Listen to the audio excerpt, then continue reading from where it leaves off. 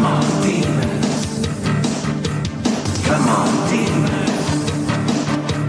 Come on, demons. Come on, come on, come on, come on, demons.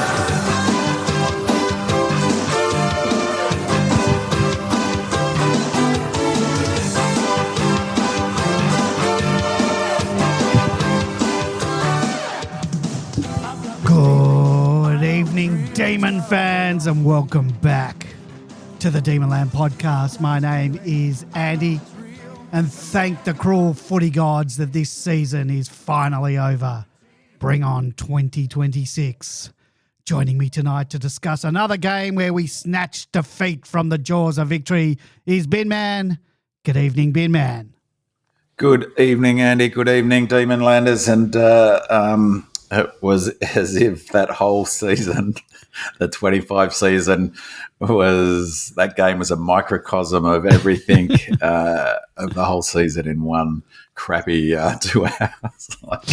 Except for the beginning. Except for the beginning where the opposition was inaccurate. Then for most of the game we were accurate, but then we reverted to form in the last, 10, 15 minutes and we kicked 5 times.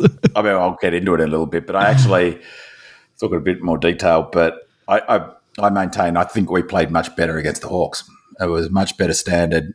We were super lucky we weren't blown away. I was going to say that, like a lot of smashed us. I was going to say a lot of people, look, and it was great.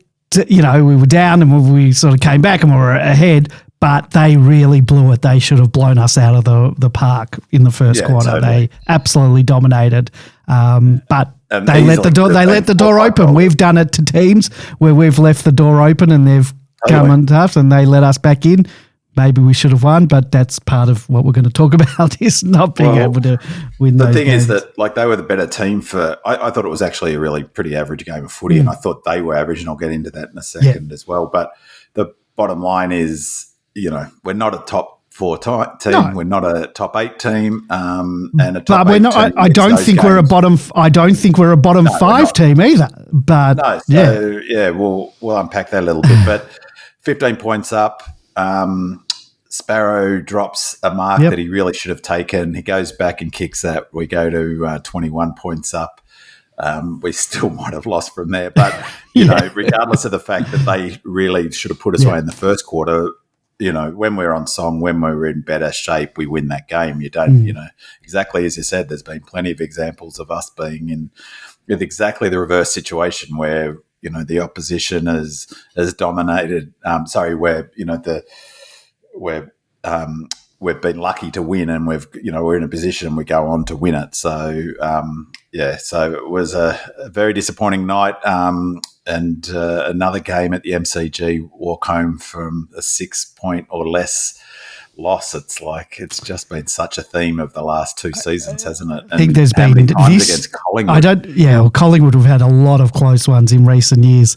I think it's been 9 this year under a goal or within a goal or 2 for us to lose, and that's quite a lot. And did you think we were going to win in that last quarter? When we were up by 15, I thought we would, but I've always got in the back of I'm now scarred from that St Kilda game. It's going to take 30 years for me to get over, but, and I'm always not, but we were looking good. I thought we were going to pinch it. Well, it would have been glorious. It would have forced them into an elimination final this week, but... based on the results that have happened so far, would they have dropped out of the top? I've sort of been away from AFL footy because of...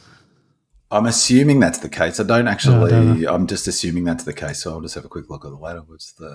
I'm not sure because of Gold Coast losing. I think Gold Coast could miss out on the finals if they lose to Essendon. 64. No, definitely they would have. Giants would have gone to 4th. Okay. So they would have had to have played. They would have played Well, the whoever Gold Coast finished Suns, ninth, yeah. week 1. So as it is, they play Adelaide in Adelaide. So at least there's one. Well, that'll be a good game to look based on forward to. the last game between the two of them. Anyway, season's over in my eyes. I want to see footy. Yeah, season's over. Let's get into the stuff I do each week. Ask our loyal listeners, help us out. Provide a 5-star review and a comment on Apple Podcasts. We love that feedback, and we always give them a shout out on the show. And this is a BD19639 has found a way to get a question into the show by giving us a 5-star review on Apple Podcasts and writing, "Really hope the Demons look at Nathan Bassett for senior coach. I'm a long-time Norwood supporter from the Sample. I saw Bassett come to Norwood and take them from disaster to 3 successive flags. I think he's a special talent. Please look at Bassett." Well, it's not exactly feedback for the show, but the 5 stars is appreciated. So thank you, Nathan Bassett. Thank you, BD19639. Anything you want to comment on that one? I don't think we're hounding him. I don't know that he's got he had a good record at Norwood, that's for sure. And the Redlegs, what did it say? He won 3 premierships under him. Someone said, just there, 3 premierships with them, successive flags. Yeah, that's impressive, no doubt about that. The one thing I'd say about Bassett is that I think, and as I mentioned last week, there's been a lot of focus on our forward half connection and all of that stuff, but I actually think it's been our inability to defend on turnover, which has been by far our biggest issue this season. And once again, this game is exactly that. So you're always going to turn the ball over.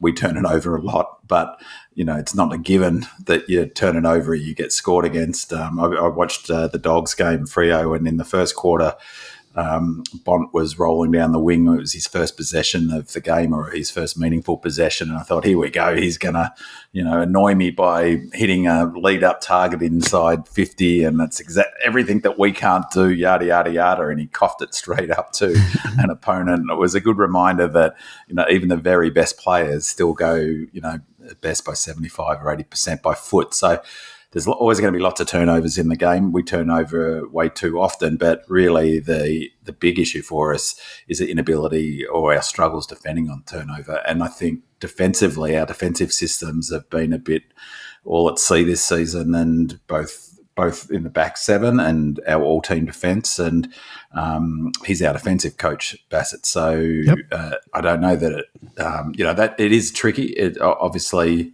particularly with implementing a new game plan and a new method that's based on transition, it's creates a challenge for all aspects of the game, and the 3 phases, as Goodies loves to say, in attack, defence, and transition. Probably as much as anything, it's difficult defensively, particularly for a team that, Wood was defence for so long, and our system was so well drilled into them, they could do it in their sleep. But so, big challenge, but nonetheless, you're judged on results. Goody was judged on results. And so should Bassett been, and our defensive systems this year have not been up to scratch. In fact, it's been our worst defensive year on a lot of metrics for since I think 2018, 19, that period. So, or even 17. It sounds like we're not even looking at any of our assistants based on what Troy Chaplin has said, and haven't heard any other names from our assistant coaching ranks being mentioned as potential suitors or amongst the interviewees. But who knows? We'll see. Yeah. Watch this space. Make sure to give us a follow on social media, Facebook, Instagram, or Twitter. You can download and listen to the Demonland podcast on Apple, Google, Spotify, or any of your favourite podcasting apps. Come watch us or listen to us on YouTube. Search for Demonland Podcast and find our channel and subscribe. And as always, if you want to connect with other passionate D's fans, head on over to our forum at demonland.com. Sign up. It's free. Sign up and join in on the conversation. This is the best time of the year, when there's all hope for the next season. This season's done and done. Well, it's over. So we're in the pre-season for 2026, trade week, the draft, pre-season training all coming up. Best time to be alive to be a Demons fan. You can't lose from now until March. It's fantastic. Hope springs eternal with our interim coach, no coach, interim CEO, and interim it's the best time of the year. What could possibly go wrong? If you want to call into the show live, head on over to demonland.com. If you are listening live, to do that, and you'll be taken to a Microsoft Teams link. It says call on it. You won't need to download any software. I'll bring you on when there's a break in the conversation. And if you want to listen to the show live, or we're not live next week, I'll talk a bit later what our plans for the rest of the year are. But we are live when we go live at 8 p.m. on a Monday. Let's get into the match overview. Melbourne's 2025 campaign has finally come to an end. D's fans were treated to a glimpse of a team that was more competitive and full of fight, but ultimately short of reward. In front of 60,611 fans at the MCG, the Demons fell by just 6 points to Collingwood. It was the second narrow defeat to the Magpies this season, with a combined losing margin across the two clashes, just 7 points. The result encapsulated Melbourne's year, competitive in patches, often well placed to win, but unable to hold on when it mattered most. This was their 9th close loss of the season and confirmed a second straight year without finals, with only 7 wins on the board. If there was one constant in Melbourne's turbulent year, it was Max Gawn. The captain again stood tallest, not just in stature but in influence.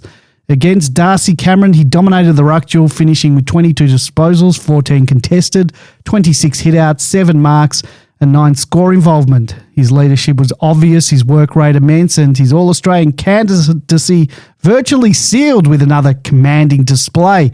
Gawn's post-match comments about relinquishing a dozen winnable games summed up both the frustration and the opportunity lost for his Demon side. Gawn was ably supported by some lieutenants in the midfield. Clayton Oliver was prolific with 30 disposals and 7 marks, continuing to be Melbourne's contested ball machine. Christian Petrarca, 28 disposals, 6 clearances and 1 goal, produced another strong all-round performance. He threatened to be a match winner when he kicked truly in the final term to push Melbourne's lead to 15 points, but ultimately mirroring the D's fortunes this season, he was unable to seal the deal late in the game. Jack Pavani brought his usual grunt early, though his impact faded as Collingwood surged. The D's midfield on balance outpossessed and outcontested Collingwood for much of the night, particularly through the second and third quarters when they gained ascendancy. The bright spot of the night, perhaps the season, was teenager Harvey Langford. The 19-year-old wingman/midfielder continued his rapid rise with 26 disposals and a memorable third-quarter goal, calmly slotting a long-range kick from outside the 50-metre arc. Langford's ability to blend composure with attacking flair has given supporters hope for a new core around which the Demons can rebuild, alongside youngsters like Colston Tolstrup, Caleb Windsor and Xavier Lindsay, the latter two injured. Langford looks set to be a cornerstone of Melbourne's midfield transition. And Melbourne's forward mix again produced moments without sustaining pressure. Bailey Fritsch led the way with 3 goals and 10 marks, providing a reliable target across 4 quarters. Jake Milksham and Cozzy Pickett each kicked 2. Pickett's early goal setting the tone with his trademark dash through the middle.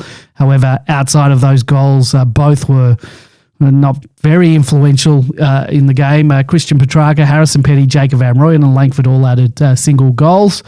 Accuracy off of Melbourne's downfall wasn't the issue this time. The Demons converted their chances well until the last 20 minutes, when 5 straight behinds contrasted sharply with Collingwood's 4 unanswered goals. That inability to steady under pressure proved fatal. The Melbourne's defence had its hands full with Collingwood's spread of goal kickers. Ed Langdon reprised his King's birthday shutdown role on Nick Dacos, wearing him closely and frustrating him early before Dacos eventually worked his way into the game with 27 disposals. Trem Rivers and Christian Salem were steady in the back half, with Bowie again showing composure under pressure. However, as Collingwood surged late, Melbourne's defensive systems cracked, underscoring the need for a more reliable structure in 2026. The match looked Melbourne's to lose when Petrarca's early final quarter goal gave the Demons a 15-point lead. But as it has so often been the case in 2025, the Demons couldn't sustain the pressure. Both sides had 5 scoring shots in the last 20 minutes. Collingwood's yielded 4 goals, 1. Melbourne's just 5 behinds. Costly misses and poor decision-making forward of centre allowed the Magpies to storm home through Ned Long, Jamie Elliott, Lockie Schultz and Dan McStay. And close but too far away became the season's defining theme. While the defeat stung, Melbourne's effort showed signs of a side that can rebound. The aggressive ball movement under interim coach Troy Chaplin was evident, particularly in a blistering third quarter when they kicked 5 goals to Collingwood's 1. Ultimately, though, 2025 was a year of unfulfilled potential. The Demons have the talent to compete with top sides, but lack the composure to convert close games into wins. The emergence of Langford and other youngsters provides hope, but significant change looms as the club appoints a new senior coach and reshapes its list during the off-season. And that is that. That was the season that was. Don't fall into the trap of Goodwin myths, Andy. The aggressive ball movement under Chaplin. Do you mean you meant to say the aggressive ball movement that's been a notable feature of the way we've played the entire season? I disagree. I don't think I saw what we played on Friday night much during the season. I don't. Maybe they tried.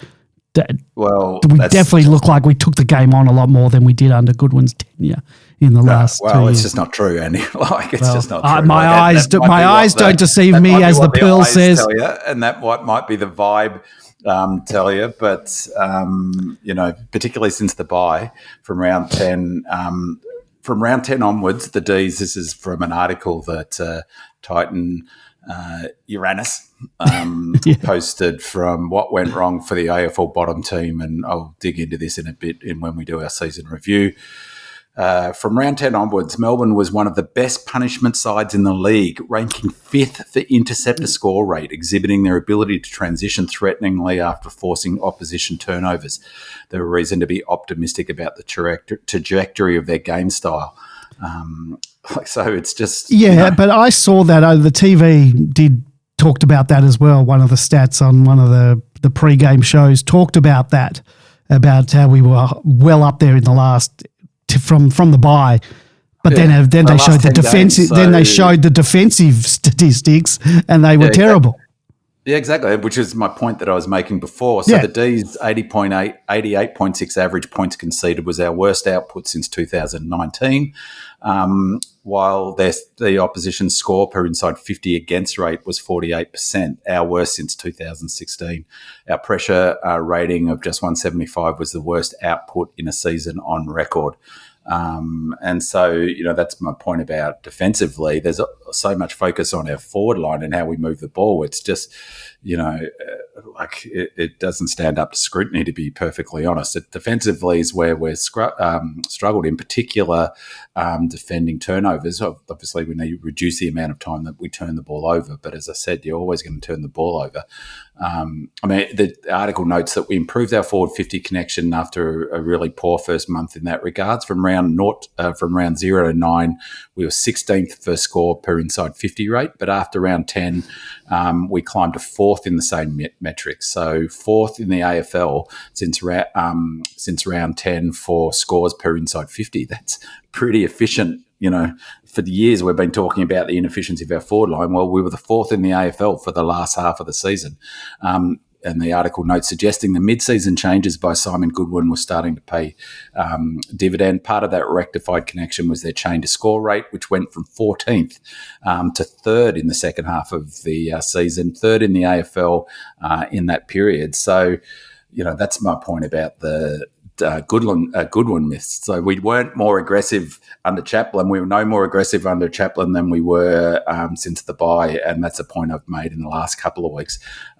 What we did do in this game was interesting, I thought, was we took the corridor on a bit more, so maybe it looks a little bit more aggressive. But that might have been a big part of it. Well, but from a visual perspective, yeah, exactly. So it looks, but footy teams aren't going aren't using the corridor because the risk to reward ratio is all over the shop, and you get punished. But good sides punish a turnover in the middle of the ground, and I actually thought the Pies were all over the shop defensively. Like there were a couple of times where you went through the centre where we had 2 or 3 players all by themselves. So I just think that as I talked about last week. and there's a question about Goody's tenure and the choice of decisions around when they sacked him and going forward. But I just I'm happy to concede that there's logic in moving him on, but also equally I don't want his record tarnished or by these myths that suddenly would become a more aggressive ball movement and just does not hold up to scrutiny. And I've been tracking all season the transition stats and talking about how much better we've been transitioning the ball, and they're no more spectacular in this game. In fact, the Pies beat us in those numbers than they were, for instance, certainly against even against the Saints, so and certainly against West Coast. But so, I think that we've been, our ball movement's been terrific, and our score inside 50 score ratio has been very impressive, as noted there. I think fourth or fifth in the AFL since round 10. So well over half the season, like that's past our bye, so before our bye. All right, you want to get into your stats files? So stats files. So just as a general comment about the game before I jump into the player ratings, as a general comment, I thought our performance, as entertaining as it was in parts, and partly that was to do with coming through the corridor and the fact, that we moved the ball pretty well. But as I noted, we've been doing that for some time. I actually thought our performance was pretty average as a whole. We were pretty lucky. We were very lucky the Pies were not accurate in the first quarter. I thought, as I noted before, I thought our performance was actually better against the Hawks last week, including in that first quarter, despite the 5-goal, nearly 26 points lead that the Hawks had last week. For a start, our pressure was a lot better, which I'll talk to. Speaking of pressure, our pressure was woeful all game, and I thought the Pies' defence, which they were pushing up ridiculously high, and their all-team defence was pathetic. And once Howe went down, they really struggled, I thought. Totally. And they were all over the shop. Like a lot of those times where we looked at aggressive, it was because we had options to give to, but it was also a super low pressure game. It didn't feel like a team the Pies didn't feel like a team who were playing for a top 4 spot. They lose that game, which they, easily could have in that last quarter. Then they play an elimination final in the first round of finals. So it was really, if I was a Pies fan, I'd be thinking I would not be confident. They're one of the weakest top 4 teams in recent memory. I mean, their record we talked about it last week. I did flag in the show last week, Andy, didn't I, that I thought we'd have a real chance of winning this game. The line was 19.5 points, and it panned out sort of similar to what I'd hoped. I'd hoped we'd started better. We would have started better, but not to be. But yeah, like I said last week, I just don't rate the Pies. They're just on form alone. Their form in the since the bye has been average. The only teams now that they've beaten in that time, including us, are all bottom 6 teams. So I think it's Saints, now us, Tigers, Roos, and West Coast. So that's hardly sort of powerful form to be going into the finals with. So I think they'll get smashed this week by Crows, and then any team they play week 2 will be an elimination game will be better than them. I think they're just about the worst team in the 8, to be honest. So yeah, I didn't think our performance was an entertaining game, and we should have won it really. 15 points, as I said, Sparrow takes that mark and goes back and slots it, and we're favourite from that point. So disappointing loss, but I thought the Pies were particularly unimpressive. Player ratings, you mentioned Harvey Langford. This is remarkable. The top-rated player on the ground. In fact, the 2 top-rated players on the ground were D's players. Interestingly, sort of probably indicative of what I was just saying about how poor the Pies were. Their top-rated player was Billy Frampton, of all players, 14.8. Then Christian Salem was just behind him on 14.6. So in the ratings for us, our top-rated player was Harvey Langford. His highest score for the season, 21.6. The coaches' votes aren't up on Willow. Do you know what they are? I'm just having a look for them. Continue. So fantastic performance. He came out of the block, 6.6. He sort of levelled off a bit in the second quarter, 1.9 player points, 7.2 in the third, and then came home like a train, 5.9 in the fourth. there's a question about him later, so I'll go into a little bit more detail about his game a bit later. But for a kid who's playing the last, round 24, round 23 of his first season in AFL, coming off, of course, like all draftees, not quite a full pre-season even. So, he finished the season with his best game, which is unbelievably impressive. Like, it's really, really impressive. I think he missed only one game as well, that either the Gold Coast game or the one before round 2 or 3. He missed. He got arrested, didn't he? Yeah, no, I don't think they arrested him. I think he got dropped early on for a game and then came back. But, he pretty much played the whole year. So super, super performance. And so he was our highest rated player. Maxi Gawn was, it would have been remarkable if he was our highest rated player again. I think that would have been 3 in a row for him. But he came in second, 17.1. And surely to goodness, he's it would just be the biggest travesty of all time if he's not All-Australian. And surely I'd make him captain. I mean, what more does he have to do to be captain of the All-Australian side? Just another fantastic performance. And as I've noted a few times in the last few weeks, his contested marking is just improved out of sight. Really just awesome. So, and just sort of putting more emphasis on how fantastic that performance was by the Bison was the rounding out the top 5 players. So Max Gawn second, Christian Salem third with another good game. He's really come. He's had a few good games towards the back end of the season. I was had put the pin in him and thought he might have been almost done, and he's played a couple of good games. Yeah.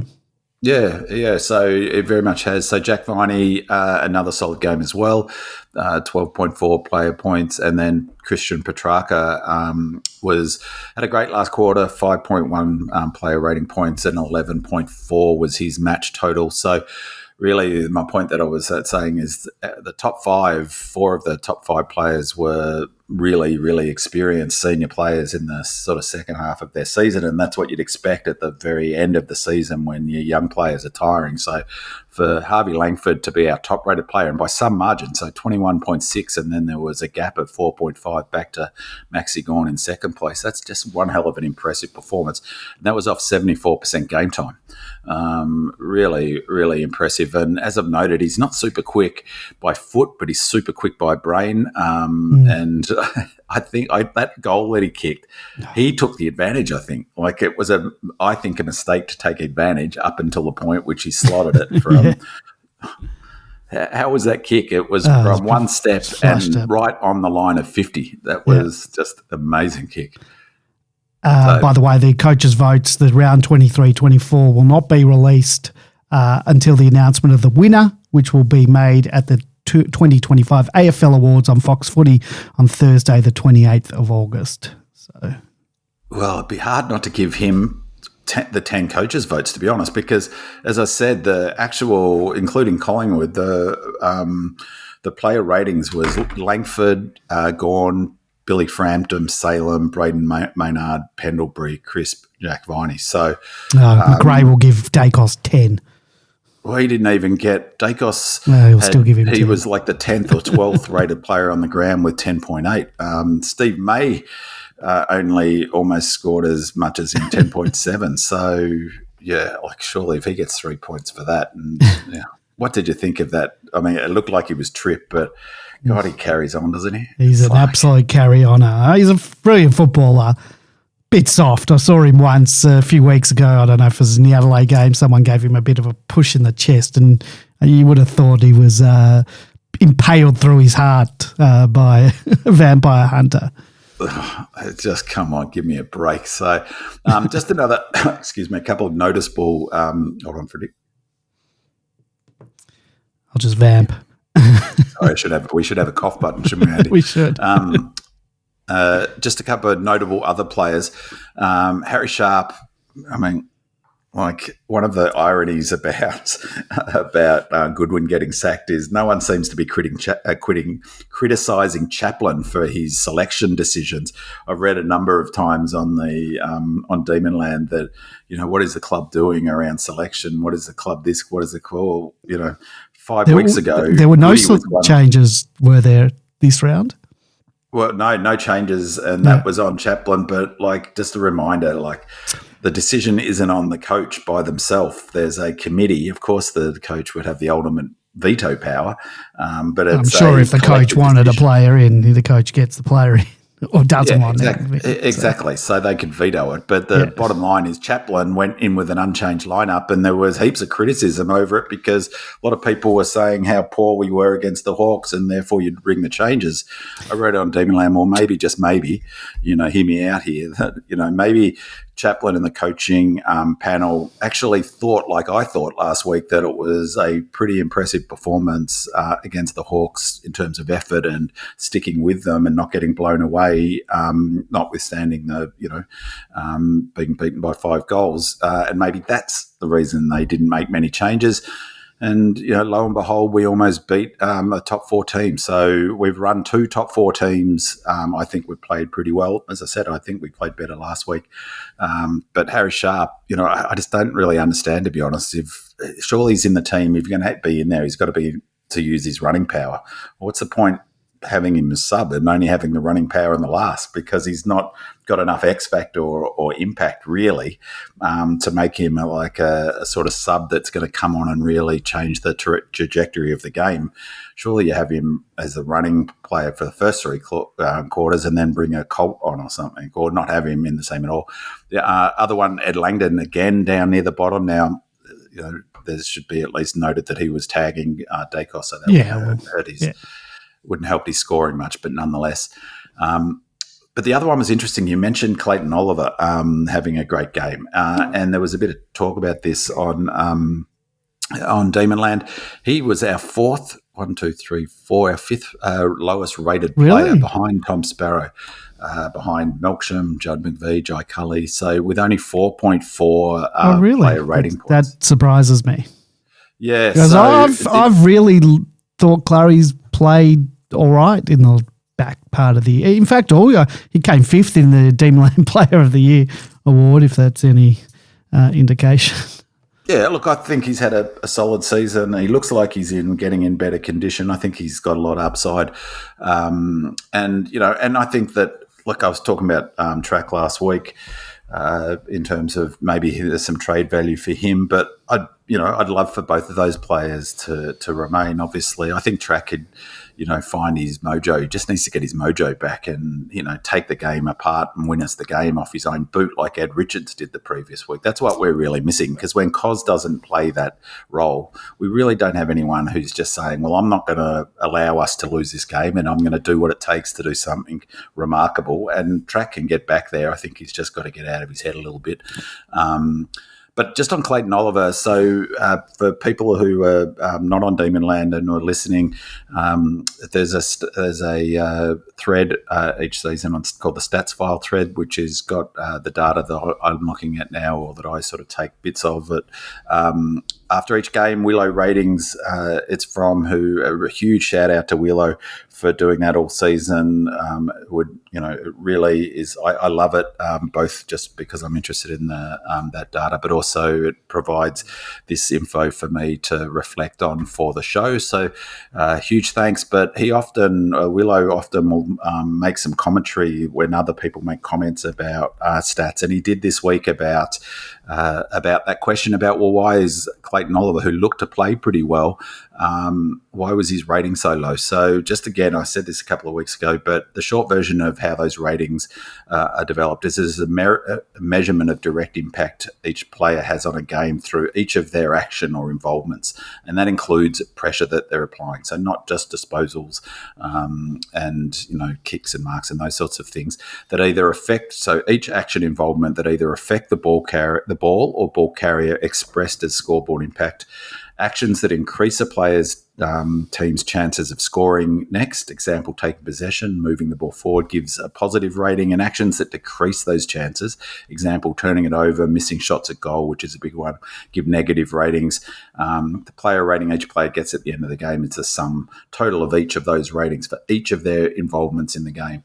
And so Clary, just using that as an example, how we could end up with 4.4, such a low player rating, despite looking pretty good with the by the eye, is even though he looked like he played well the reality is he didn't really have enough impact. He didn't have very much impact at all. So Willow, as I said, did an analysis of how that would have, his analysis of how he thinks that the points were scored, and noted that, a big factor in why his ratings were so low was that Clary usually accumulates most of his points through contested possessions, which are generally worth quite a lot in the way the ratings are done. He only had 5 on Friday night, 5 contested possessions, which is the equal third worst of his entire career. He only had 2 ground ball gets, which is the equal worst of his career, and 26 of his 31 possessions were uncontested and so were worth 0 points. And in addition, the missed shot that he missed dragged down his rating, so that's a 40%, 50% for AFL average goal from that spot, 40 metres out directly in front. So he loses points from that. And he had one of his lowest pressure ratings for the season. He only had 27 pressure points against a season average of 49. All of that adds up to why his impact, as reflected in his score, was so low. So he only had a player rating of 4.4. And, really we need him to kick those goals. We need Track to kick those goals in the last quarter. It was great that he kicked that set shot and really punched it through. So, I thought that was, thanks for Willow for putting that there. And it was really a neat way to demonstrate how ratings are arrived at, but also how a player who looks like they've played well might actually end up with quite a low rating. So why we could have won, we smashed them in the contest. So terrific effort in the contest. I'd be really worried if I were the Pies. 134 contested possessions to 107 plus 27 for contested possessions. Ground ball gets, we were 83 to 65 plus 18. That's a real smashing. And particularly interesting seeing Clary, as noted before, he only had 2 ground ball gets out of that. And he's, often one of our biggest ground ball get winners. So to win by 18 with Clary having a really average night on that front is impressive. Huge one. Talked about this a lot, how important post-clearance contested possessions are regarded by coaches in the AFL. Plus 12 for that stat. Very impressive. Post-clearance ground ball gets, plus 11. Again, that's impressive. This one really jumped out at me, and I thought this was a real marker of how well we played, pardon the pun. Contested marks, 15 for the match to their 10. We were plus 5 for contested marks. So that was really impressive from that perspective. Last week, we dominated the clearance but got 0 impact from it on the scoreboard. This week, we won the clearances again. Total clearances plus 12. Very impressive. We didn't dominate the clearances last week. Sorry, that's a mistake. But this week, we did in terms of the raw numbers. We won the raw numbers last year, didn't dominate. Centre clearances, we had 5 more than them, plus 5, so 14 to 9. Around the ground stoppage clearances, we had plus 7, so plus 12 all up, so 24 to 17 from around the ground stoppages or non-centre clearances. So plus 12, which is super impressive, both from just general work and the benefit of that is territory. First possession to clearance percentage. AFL average for this is 74.8. That AFL teams on average win first possession after clearances win the clearance after first possession 74.8% of the time. We were above AFL average, 76.8, and smashed them. They were only 69 plus 7.4. It was a complete reverse. We were just smashed in that stat last week against the Hawks, even though we were winning the tap out. But the key with clearances is not your raw totals, as I've talked about often enough. It's about scoring from them, and we certainly did that. So we were plus 22 for scores from clearances. That included centre bounces 2, 3, 15 to they only managed 3 points from centre bounces, which was awful. So we were plus 12 there, and around the grounds 5, 3, 33 to 3, 5, 23 plus 10. So that adds up to plus 22 from scores from clearances, which is really pleasing. The coaching staff gave Radford and Jones serve last week, so they deserve credit this week. They're the stoppage and midfield coaches. It was terrific. And it was interesting because Rivers had his most centre bounce appearances for some time. I think it was 8 or 9. I lost it there for a sec, so I had it there. But I thought he was good in that regard. Just once again, we got a goal from kicking, which is pretty rare. They also got one. So that was something we did really well, winning contests, winning clearances. Why we lost? As I noted, I think we were lucky to be in the position to win in the last, and we really should have gone on to win it. No doubt about that. The Pies should have put us away in the first. That's in good a good sort of, I guess, evidence of that is that the expected score was 69.4 was our expected score, and we what was it? So the expected score was 69. So their expected score was 89. So they win that game 89.7 to 69. So they win that game by 20 points on expected score. They only scored 82. We scored 76. We were above our expected score. I think one of the reasons we lost in that last quarter is one of the challenges, as I noted before, about implementing a new method is that method becoming instinctive. We played really good transition footy for big chunks of the match, but I really thought under pressure in the last quarter, many of our senior players reverted to elements of our previous method that won us a flag, in particular going for territory and kicking it long to a contest. And I was doing my head in because it would have been fine if we were winning those contests, but we weren't. And we weren't winning the ground ball when it hit the deck inside 50. And conversely, the Pies just lent into their transition method. They got more aggressive, which is something they often do when they come from behind, is just up the ante on transition and move the ball more quickly. We really need to just stick with what got us 5-1 in the third quarter, to stick with the method that we were playing. But instead, we lost our head a little bit, and I think part of that is under pressure.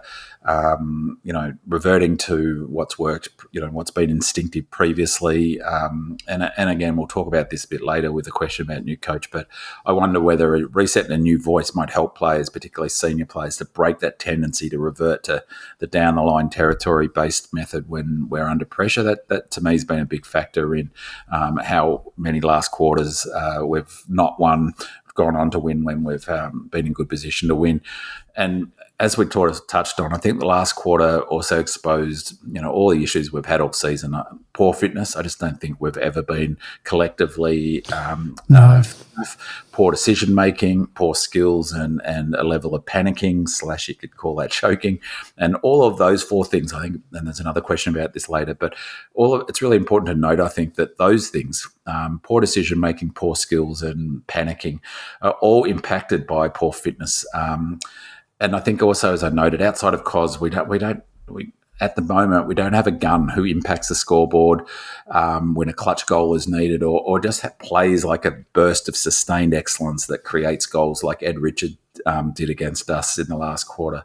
Though, Langford wasn't far away from doing so, which, as I noted, it's pretty remarkable given that was our final game of a very long season, and ends up reflecting in his player rating. So, leaving all of that aside, they were a better team in the last quarter as well. Like, even though we had our chances, they applied way more pressure than us. We really hit the wall.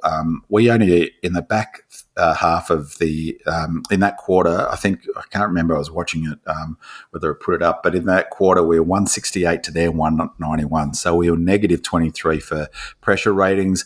Not good enough.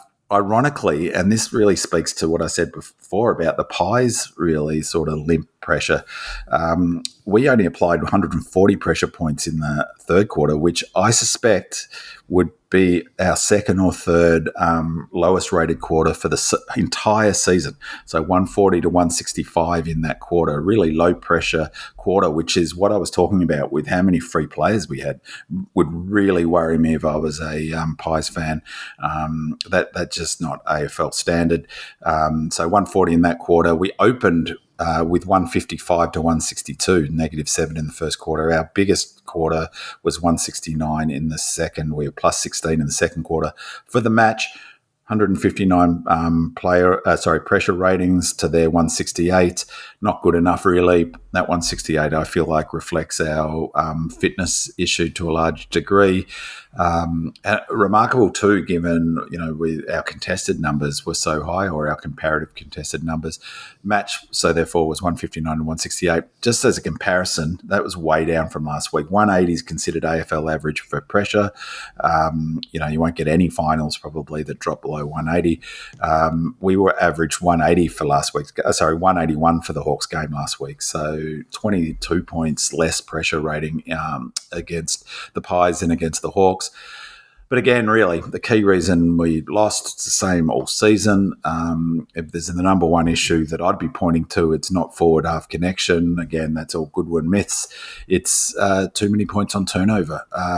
They had 10 more intercepts than us, 58 to 68. They had 6 more intercept marks, 15 to 21. Just while going through those numbers, they had 9 more tackles and 2 more tackles inside 50. But those intercepts and intercept marks, they turned that into turnover scores. They scored 50 points on turnover. We could only manage 21 points, 3 goals, 321, the 7-8, 50. 29 points. That is the match. Once again, it's just been our Achilles heel all season. 21 points on turnover. They scored 50, and that's just above the season average that we've conceded on turnover of 48.2. It's just not going to get the job done. It's the number one thing I think that needs to be fixed. 2 factors. Of course, it's caused by some of our poor kicking. A couple of the handballs, like Track did a couple long one, but Riv did one, a long handball to 2-on-3, 1-on-3 opposition to us ratio, like just mistakes by bad decisions. So of course that's a factor, but all teams turn it over. It's really what we need to improve is how we defend on turnover, which is why, to be fair to Bassett, like I think that's where Howes comes into the team potentially early in the season. Why T-Mac came out, because speed is incredibly important to be able to defend on turnover, because once it gets out the back, you've got to be able to get around and get back on defence. And May looks slow. T-Mac, who I think has been excellent all season, but he's not super quick either. So that's definitely a challenge. I think, as I said, all season that's been our Achilles heel, scores from turnover. Once again, it was 29 we gave up on turnover. Not going to win it many games AFL footy giving up that sort of differential, but it was a much more impressive performance from a clearance and scores from stoppages perspective this week, which the chaplain and the coaching staff and the midfield and stoppage coach in Radford and Jones would have been really, really impressed and happy with. My biggest takeaway from the stats files is that you have a crush on Ed Richards from the Bulldogs. Yeah, that was.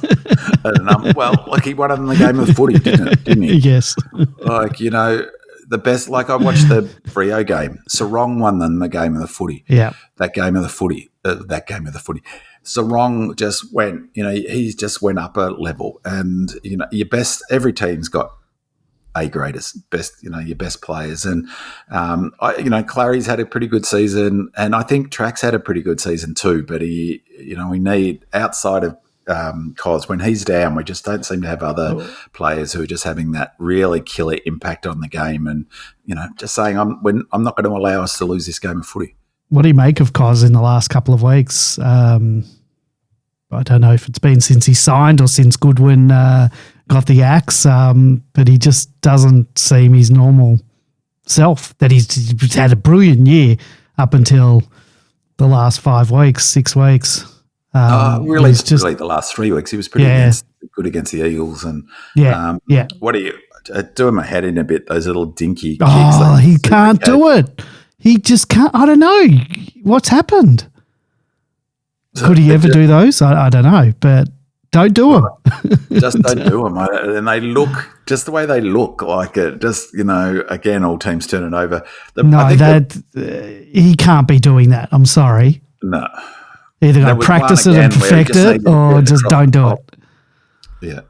I don't know, I guess that's partly when you rely. I mean, he rated 10.4 player points, twice as many as Clary. So, not that many fewer than Track. So he had a pretty reasonable game. 10 player rating points is nothing to sneeze at. So it just shows how much we've come to rely on him. Yeah, well, he's had a brilliant year. I mean, up until last couple of weeks, it's one of our best players. I think he was second or third all year in our Demonland Player of the Year. And congratulations to Max Gorn. Took out his second consecutive award, his fourth overall that is all time. Equals now both Clayton and Oliver and Nathan Jones for the most amount of Demonland Player of the Year award wins. With four apiece for all three of those. And in the last 10 years, since 2015, only 4 players have won the Demonland Player of the Year. Can you guess who they are? I've named, obviously, one of them and probably 2 already. Not counting Nathan Jones. Yep. Clary, Max, and the other 2 who have taken out Demonland Player. Viney, and then the other one writes themselves. Not Cos? No, number 5. Number 5. Number 5. Number 5. Oh, Track, sorry. There you go. Track. So the big four, you might say, have been the only, since 2015, have been the only 4 players to take out, they'd call it a midfielders award, the Demonland Player of the Year, and there it is. It is. All right, let's get into our questions. But before we get there, there's some thank yous. A couple of Demonlanders wanted to thank us for fronting up all year in another disappointing season. Pitmaster says, just a word of thanks for fronting up after another deeply disappointing loss. Your weekly discussions have been my primary therapy this year. I'm going to miss our counselling sessions. The bills in the invoices in the mail. Doug Remo agrees, saying, I strongly echo this statement. And Godee says, guys, thanks for your efforts this year. Despicable Me says, first of all, thanks for your efforts over the year is much appreciated and loved by many, myself included. Happy holidays. Buck Nickett said, thanks again for the pod, gents. Monocular said, thanks, guys, for another year of analysing our heartbreaks. D for Life says, thanks for the year, Andy, B-Man and George. The time and effort you put into the podcast is greatly appreciated and commendable. Radish D says, thanks for the podcast this year, Andy, B-Man and George. So first off, thank you for all the kind messages, and I'll be honest, it has been a real slog this year, fronting up week after week in a season where we only managed 7 wins, where so many of the losses were heartbreaking, frustrating, and one of them just plain embarrassing. It's been tough. So it's no secret that, I'm feeling a bit burnt out and have sort of limped over the finish line.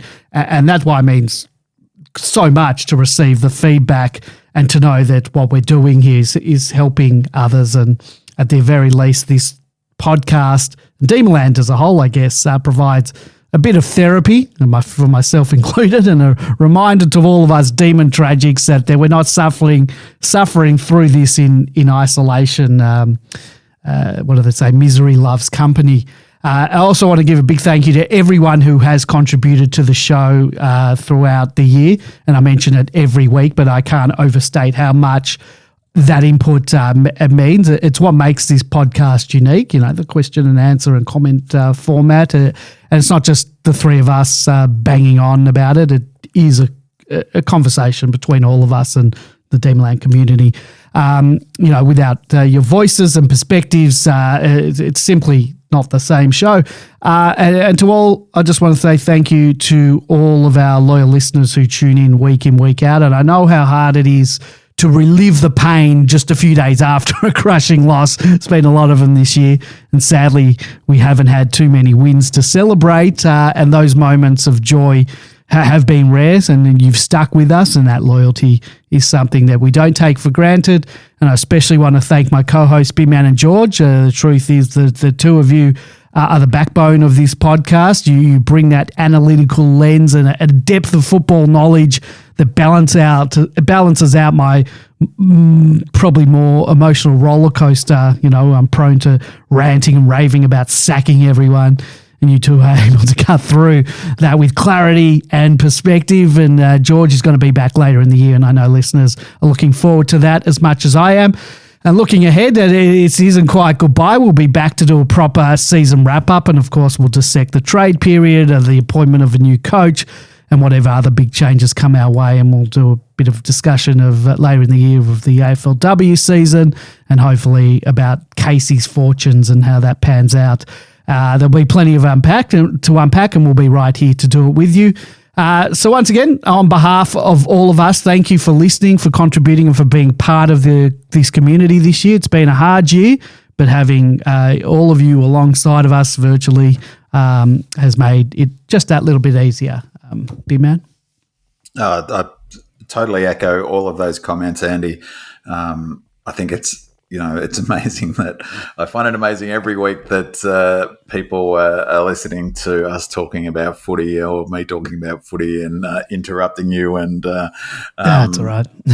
So, and it's been a tough year off the field for me and George, and you've had some other stuff as well. Yeah. So it's been a tough year on a lot of levels, and certainly some of those things put it in perspective that at the end of the day, it's a game. It's a game. I love the D's, and it's really interesting, this sort of notion of how heartbreaking it is. Like, one of the challenges with this season is, in terms of doing the podcast, is how often we've had to do a podcast where it's almost exactly the same, where we could have won, we should have won, we've started poorly, we're moving the ball, we're not moving the ball, we're, too many turnovers, the umpires are terrible, we've heartbreaking losses, and, there seems to have been so many games which we could have basically cut and pasted, run it through AI and just had the club names changed, even with the stats. It's been really interesting how many games have looked statistically quite similar. Though I'd note that there's been a real improvement in our transition stats the entire season. So, but the sort of positive of that aspect of it is we are thereabouts. We're the 10th highest scoring side in the AFL. We've pushed like I mentioned last week, yes, we've lost a lot of heartbreaking games, but really, sincerely, what would you rather, us being within 6 points of a top 4 team or getting smashed by 40, 50 points like Essendon is every second week? Look, they've had a lot of injuries as well. I guess we've had a few. But no. I look, as much as it hurts to have only won 7 games and finish bottom 5, I think we're not far off it. I really don't think we're far off it. And you know me, I'm as negative as I come, but I really don't think we're far off it. I think we just need some changes. I've wanted a fresh voice in the coaching thing. Hopefully but that's not all. That's not just going to turn around. We made changes in personnel on the field.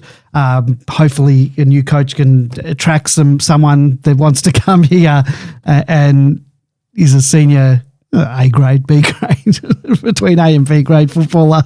I'll take.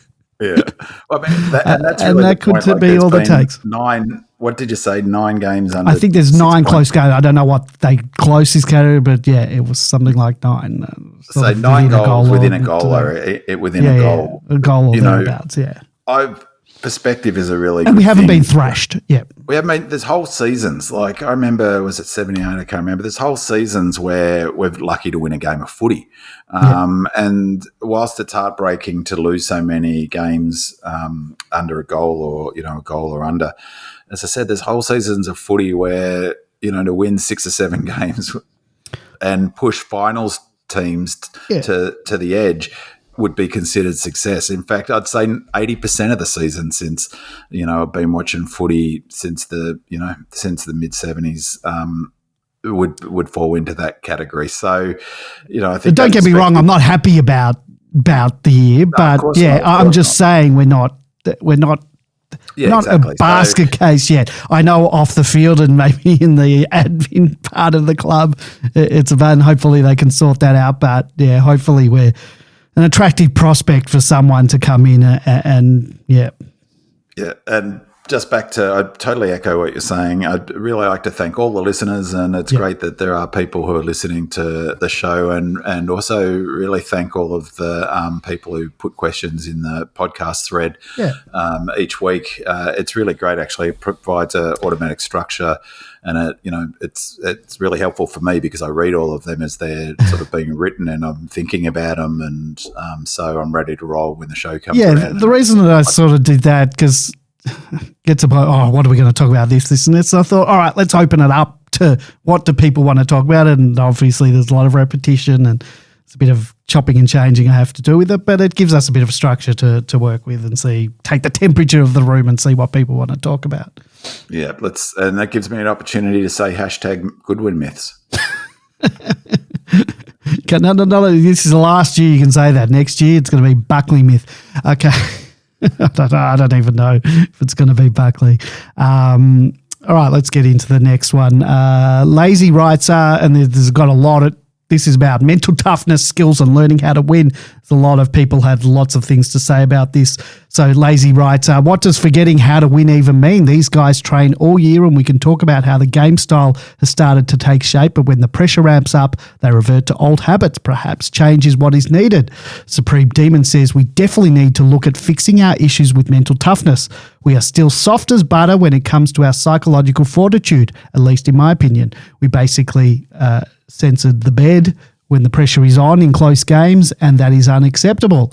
How do we address this? As Max Gawn said post-game, we need to learn how to win. Our skills remain a huge issue, especially kicking. The forward line connection continues to let us down. Hawthorn shows that elite kicking can do. If we fix this, we score more and we win more. Garbo says we went 0-5 in games decided by a goal and less. So there you go. If we'd gone 5-0, we'd have 12 wins and a positive record. Still missed the finals, mind you. Are we just unlucky, or is that just a result of our general lack of skills under pressure when compared to other teams, and something that will persist until this can be rectified?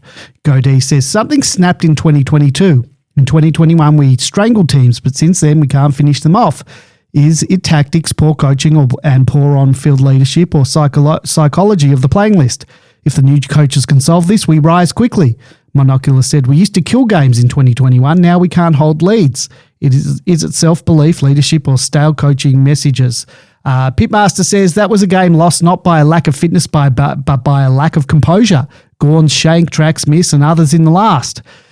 Is it all in their heads? How do they fix this? And let's celebrate, too, how we turn the game in the third. Spirit of Norm Smith says, others have alluded to our inability to defend a lead, let alone go for the kill, as we did so often in 2021 and early 2022. Surely it is more than poor physical fitness. Seems like a now ingrained lack of self-belief. I am so grateful that we didn't pertain, that this didn't pertain when we were 17 points down in mid-third quarter in the grand final in 2021. Why has this turned? On-field leadership, lack of fire from the coaching staff, stale messaging.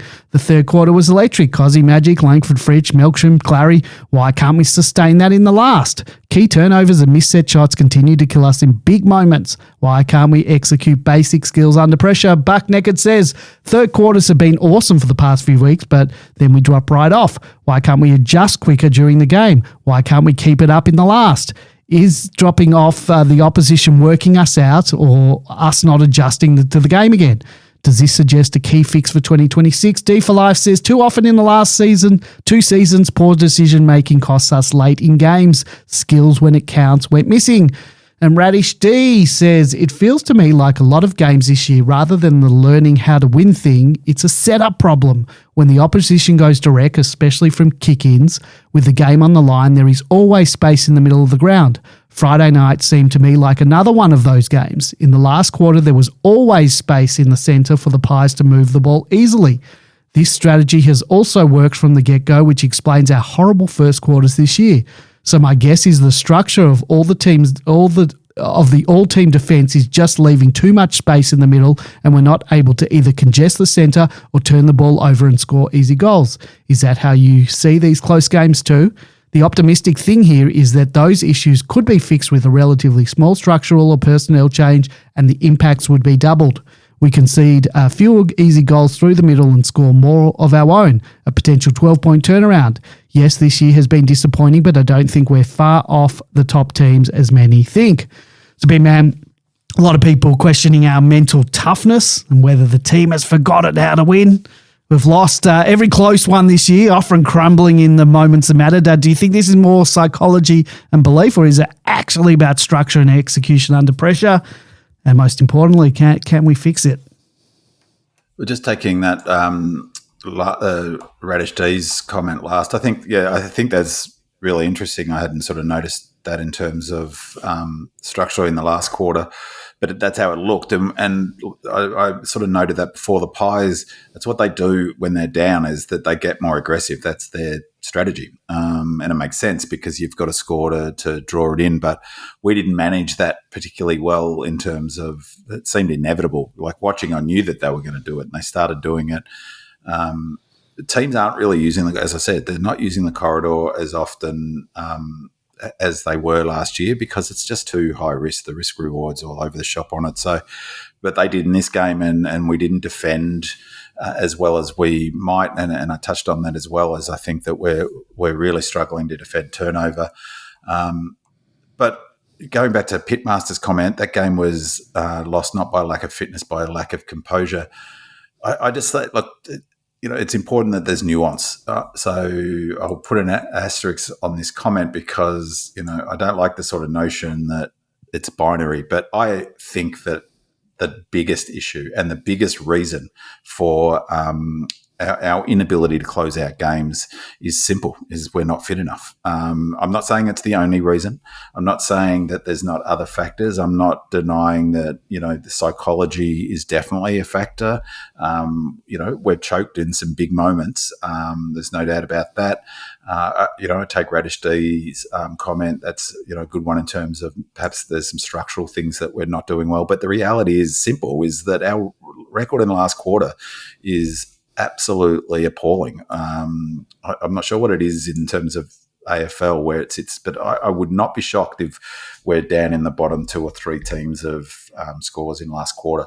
And that, to me, is a fitness thing. So when you go through, like some of the comment spirit of Norm Smith, haven't been able to do it since 22. We did it in 21.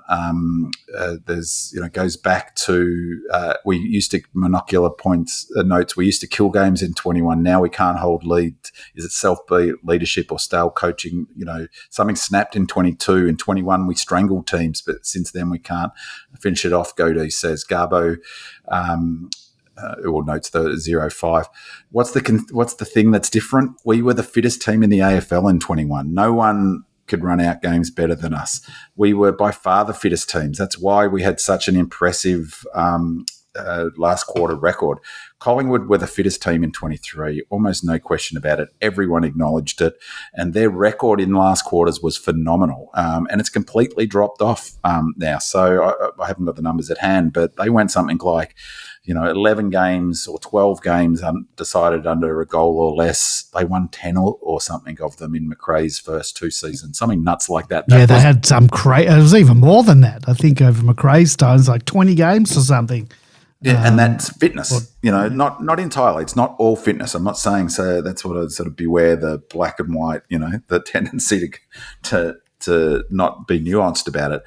But that's their fitness is clearly they're really dropping away. You can see it. They were struggling to cover us. They were struggling to run with us in that third quarter. One sec, McRae. He's 24 wins, 4 losses, and 2 draws in games decided by 12 points or less. As of mid 2024. Yeah, well, that's dropped So off it's a even more- cliff this year. yeah. Like, I don't know what this year it would be probably, I reckon, 6 or 7 games under 2 goals or under 10 points or something. They've won maybe 1 or 2 of them, including this game. I think I read somewhere, and don't quote me on this, I think I read on Demonland that they've had 5 times they've been behind, something like, was it a 3/4 time and not being able to win? We were the exception to that rule in that game. Their fitness is dropping right off, is what I'm getting at. And so that, therefore, so is their ability to win the close ones. And so what I'd say is that the psychology, so all of this, the discussion about, I agree with the psychology, but physical fitness and psychology go hand in hand. They're like completely simpatico, those two things. And we all know it in our daily lives. We know in our daily lives that, fatigue through lack of sleep, which is not physical fatigue, but let's call it the same thing. We all instinctively know that if we're tired, and fatigued, we don't often make better decisions when we're tired and fatigued, do we? We don't, we make more mistakes at work. We lose concentration when we're driving. There's that research to show that if you're fatigued from lack of sleep, it's equivalent of being 0.05, sort of in terms of the way it impacts you and your decision making and your perception. And we make suboptimal decisions when we're tired. We take longer to work out stuff. Even if something is like if you play golf. How often, if you're fatigued by the 18th hole and you make a poor decision because you're tired, or certainly it has an impact on technique. And so all of those things, I think, are big factors in our poor performance in the last quarter. There's just seems to me it's Occam's razor. So what you're saying is we should take a 15-minute power nap at 3/4 time. Well, it's interesting you should say that, because exactly as I'm not sure who noted it, was at Buck Naked.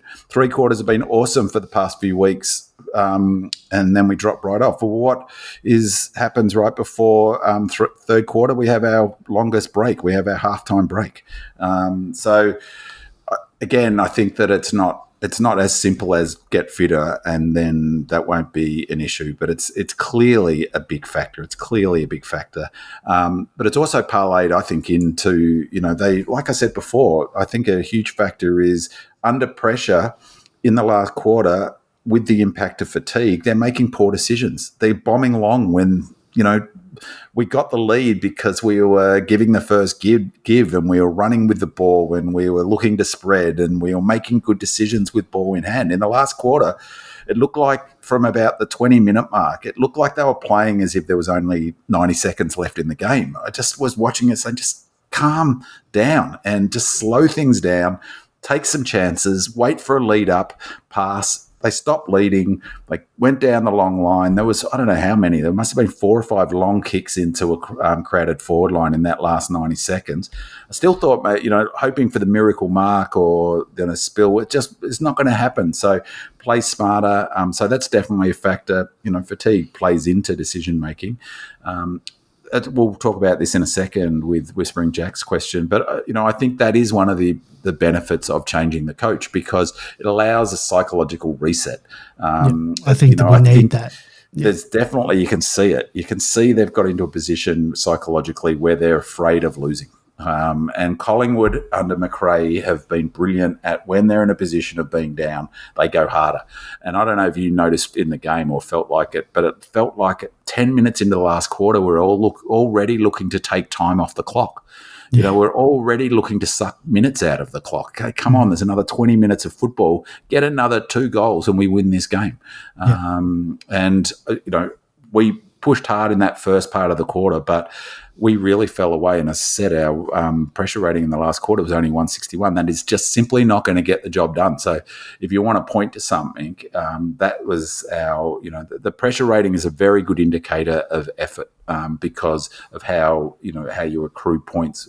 And I think that, without repeating myself or at the risk of repeating myself, a lot of that comes back to fitness. So, but definitely psychology is part of it. But it can turn around. Like Collingwood under Buckley, that would be ironic if he comes to us, but Collingwood under Buckley had a really bad run in close games and then turned it around when McRae. I would argue that a big part of that was the fitness. They had a great off-season leading into 23, building on the foundation that Buckley had made, I think. But once you sort of start thinking you're going to win, it becomes a bit of a self-fulfilling thing. There's a question about the crowd there. I thought it wasn't too bad from a Melbourne's perspective. I guess 60,000 would come, so I wasn't far off it. The crowd's got to help. It certainly helps with the umpiring. There's no doubt about it in my mind that it helps sway umpiring decisions. They were starting doing the Collingwood chant when they were still behind. So, but it can't hurt, can it? And I think that's a factor as well. So, I think there's a bit at work.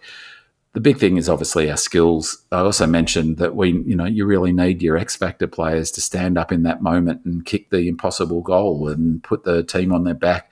And when Track's playing his best footy, that's what he does, doesn't he? That's what the very best players in the AFL does. That's what Sarong does, and that's what Bontempelli does. And so we need Track. We need our best players playing big impact football.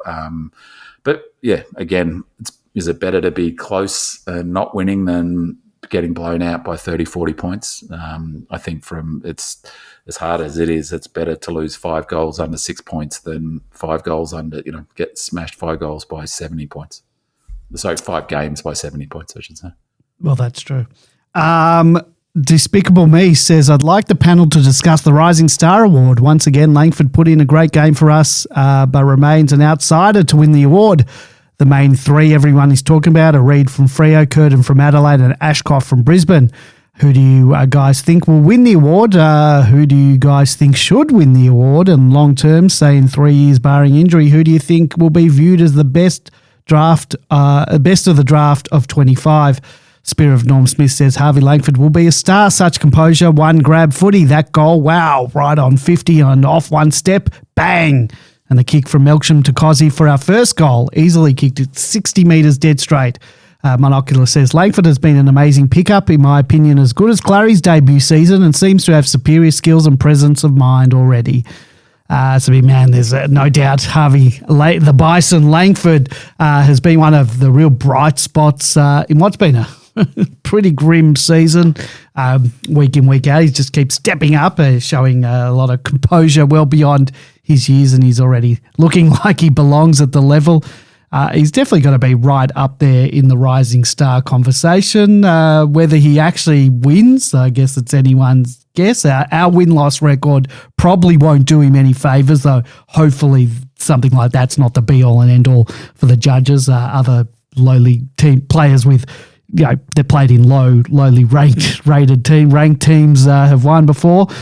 Sometimes those awards, though, can get swayed by the team's successes, but you'd like to think that they look at the whole body of work and the impact that the players had in the context of the season. So, Big Man, you've probably watched a lot more of the other contenders across the league. Where do you think Langford ranks among his peers? And more importantly, do you think he's a genuine shot at taking it? And if you want to answer some of the other questions that Despicable Me had prefaced. I was just actually looking on Sportsbet for, not that they're paying us any money, on a notable betting outlet. I can't find the odds for the Rising Star. So maybe they've taken that market down because of it leaks a fair bit.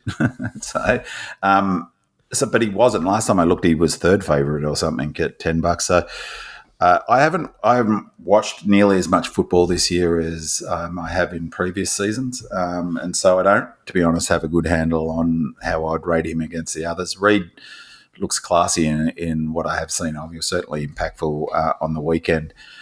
So I don't know what his chances are, to be honest, in terms of the Rising Star. Suffice to say, in time I've followed footy, which is a fair chunk of time, there's 3 players, there's almost 2 really. Clary's first year was the most impressive first year by any player I'd seen at the D's. And I have to say Harvey Langford is right up there with Clary's season, maybe not quite as dramatic in terms of his numbers. Like Clary was getting unbelievable sort of disposal numbers and handball numbers in that first season, but he is the real deal, and he makes smart decisions. I've talked about it all season.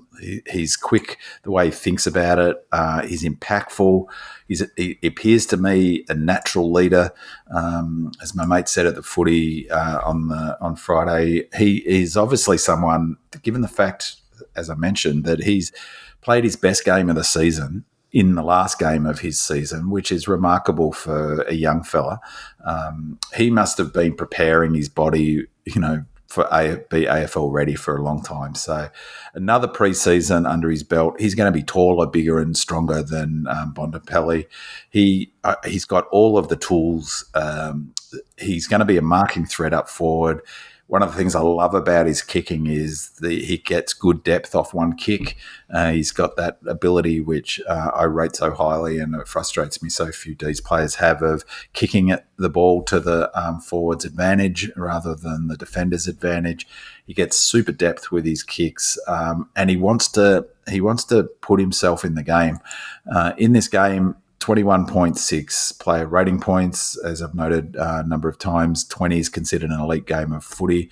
His predicted rating, Willow does a predicted rating based, I'm not actually sure what all the parameters that are, was 9.8 for this match. I guess there's averages and those sorts of things. 124 coaching points. It's only for all of that, from only 74% time on ground. He had 14 kicks, 12 handballs, disposal efficiency, which is a pretty useless stat, really, to be honest. But nonetheless, 92.3% of the time, he did something with a footy or didn't turn it over. He had 665 metres gained, which was the number one on the ground by a fair margin, almost 100. 572 for Josh Dacos was second, and track was 531. Inside 53, 10 contested possessions. Post clearance contested possessions, second most on the ground with 8. Interestingly, Daniel Turner had 8 of them. He had his clearance work was, he had only the 2 clearances, interesting. 7 marks, 2 contested marks. Jack Viney, for instance, didn't have any of them. 1 shot on goal, that he hit flush from 50 metres. Geez, that was an impressive kick. He had 9 score involvements, which was equal high. Not 9. No, how many did he have? He had 7 score involvements. He launched 2 attacks, 2 tackles, 1 tackle, 6 pressure acts. Just a complete all-round amazing game from a young fella. You'd think it was his 100th game the way he played. He's going to be gun, and don't sleep on Lindsay. I reckon after a full pre-season, he'll come back. He'll be every inch as good as Harvey Langford, I reckon. We've got 2 out-and-out 250 game players who will both, if they stick the journey with the Ds, will be club legends. I just think they're the future, those 2 kids, and I could not be more impressed with the Bison. Very, very difficult. They must have taken off the Rising Star betting, as you said, because none of the betting agencies have it. There is a site that has had taken last updated for 18th of August. So what's that, last week following round 23. So they've got what the odds were following round 23 last round. And Langford was 5th favourite. So Dan Curtin was 250, Murphy Reid 280, Levi Ashcroft 375, Archie Roberts from Essendon $13, and Harvey Langford at $34. So he's fifth favourite, but well off even the 4th favourite. So I doubt their last game is going to get him over any lines. Probably in the top 5. One of the things about Langford that on most of those players is a lot of those players, like who was the favourite? Curtin for Adelaide, so he's a key position. Well, he's playing sort of wing key position. Yeah, so outside him, like he was the one that. But the who was the next one? The Brisbane. Murphy Reid, he's the Fremantle guy. He's had a pretty impressive year. Levi Ashcroft. He's pretty. So Levi Ashcroft pretty and Reid are good examples. Yeah. Like both of them are, particularly Ashcroft. It's a bit like Ollie Wines, is that their ceiling isn't much higher. Like both guns, no question about it. But they're not going to get much bigger. Whereas like a racehorse, he's going to furnish. Langford's going to furnish into a massive beast. He's already as tall as Bontempelli. He's going to be taller. He's got, he's likely to grow another 2-3 centimetres before he finishes. He is, so I think his physical upside in terms of his attributes, he's still got a lot of scope in terms of where he'll land. Whereas someone like Ashcroft isn't going to ever get much bigger or stronger. He'll get a little bit, of course, but he's almost key position size. Langford. He's a big lad, and when you've got Cully and him on opposite side wings, and it was good to see Langford getting some midfield time in this match as well, which ultimately is I think that he can play midfield.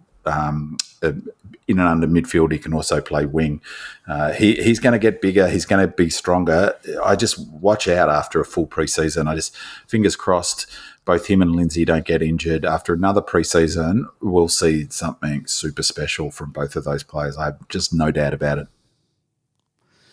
Okay.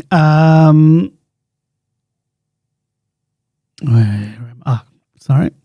Gone of the Dead says, whilst I fully understand it and not judging at all, our turnout to the game was insipid. I felt like I was very few. I felt like there were very few D supporters there. Fingers crossed with the new staff for both coaches and players, we can get back to strong crowds and support for our team in 2026. Go Lordy replies, we could all turn out, but we would still be outnumbered 4-1 by Collingwood supporters. So full disclosure, I was one of the ones watching on the telly. In my defence, I wasn't feeling great, so I stayed at home. But I can also understand why other supporters stayed away. And, of course, we want every demon there in the stands, and it's easy to point fingers at, so-called fair-weathered fans. So given the circumstances this year, it's not hard to see why the numbers have dropped off. We've only managed the 7 wins. The club's been through plenty of turmoil this season, and by the end of the year, the enthusiasm's just, it's not there. So hopefully we can turn it around quickly, a strong coaching appointment, some visible and meaningful changes at the club, and a bit of positivity surrounding all of that can go a long way to reinvigorating, re-energising the supporter base. Because the reality is that a lot of the goodwill that we had built up during those 3 fantastic seasons where we lived in the top 4 and looked like a powerhouse, a lot of that's been eroded just in a blink of an eye. And nobody likes to see empty stands or hearing about dwindling memberships.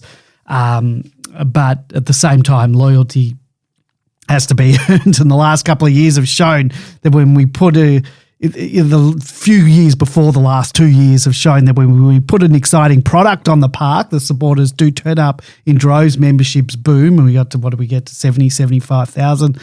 But, likewise, when you have 2 seasons like we've just had with the win percentage hovering, I think it was around 39%, and that's led to exactly what we're seeing now in terms of a poor turnout and sagging enthusiasm. So hopefully if the club can get it right over the off-season and put something out there on the park that's worth turning up for, I think the enthusiasm will build again. Crowds will come back. Like you can see even with Richmond, look at them. They have a big supporter base. They won those 3 flags, and now they're struggling, I think, sometimes to get they're struggling to get crowds there. So I'm not surprised that we're also struggling with our supporter base. So Big Man, what are your thoughts on the crowd on Friday night? And you think, if we re-energise next year and start winning again, we'll bring the crowds back and the members back, most importantly? Well, I think the membership is the biggest issue for the club because that directly hits the bottom line, doesn't it? I predicted 60,000 and there was the tick over. They got. One thing they got, that's right, I was just about to say, it was a Pies home game, so I'm not too disappointed that we didn't turn up in droves for, I'd rather not fill the pockets of the Pies footy club. But I thought 60,000, to be honest, was a pretty good crowd. And I think it was 35,000 last week against the Hawks, which was a pretty good crowd as well. I mean, both of them, two of the highest membership bases in the year. What about Collingwood fans turning up in bigger numbers? I mean, I thought actually it was a pretty decent crowd, and it was actually a really weird experience for me because I sat in the Shane Warne stand on the bottom level. It's the first time I've sat in that stand for, I think the only time I've sat in there in the last 30 years maybe, was for a AFLW game. So it was kind of a weird experience because I felt like I was watching the game from the opposite.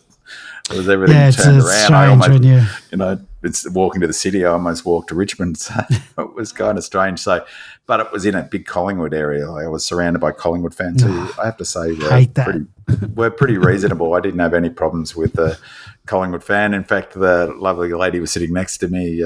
Said, put your bag up here, love. So she was. Did you check your contents after? Yeah, I did joke to her and said, she apologised for having her bag on the seat. I said, don't worry, it's on mine. She said, don't worry, I'm a D's fan. I'm not going to steal it. And she didn't quite get the joke. But anyway.